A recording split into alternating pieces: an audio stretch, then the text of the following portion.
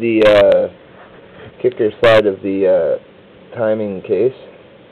We want to check out that there's no residue of any metal left inside, like that destroyed roller bearing that I just flipped out, and that this oil is clear, this hole here. There's nothing stuck inside this hole here. That'll be your gear oil coming through there to help lube the ratchet. Now, always make sure that your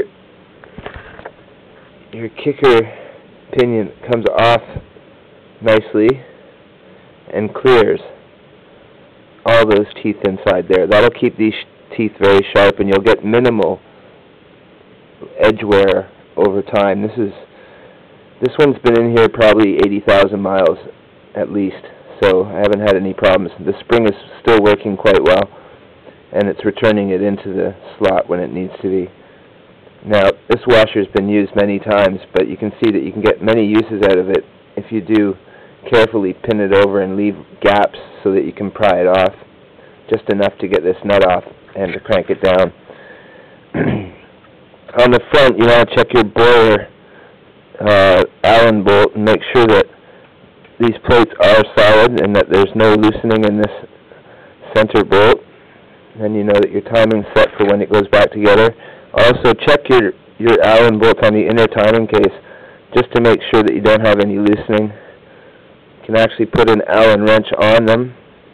I've already done that, but I just wanted to show you that.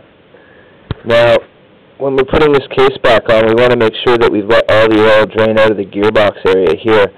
Otherwise, it'll foul your gasket goo when you put it on here. I use a Permatex gray silicone. And when I let it harden just a little bit, maybe 20 minutes, 10 to 15 minutes at the least, then there's no oil interfering with the seal. And I don't have any leaks from that area. I still have some gasket to remove off of the front here. I'm not too beyond using my fingernail, but there are damages to this case here. You can see this pit here.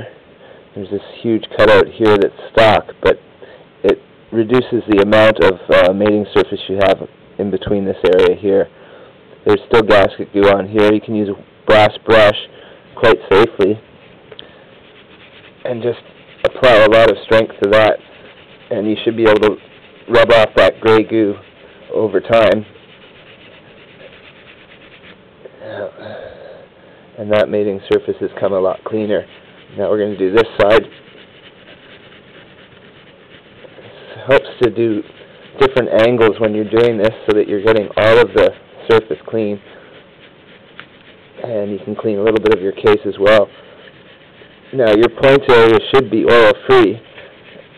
My points area has a bit of a leak in the cam bushing, so I put silicone around it anyways. And I'll show you a little trick here where I've drilled a hole in the bottom of the points cavity at one point to drain oil out of there to prevent this from filling up when I had points in there many years ago. Now with the boiler, oil really doesn't affect it that much, but you still don't want oil in this cavity in here, so I'd rather have it drain into this area. Holds a lot more volume, and I can drain it later when I'm working on the bike. There's also a crank breather here. And that's about it. I'm going to put this back together and get riding.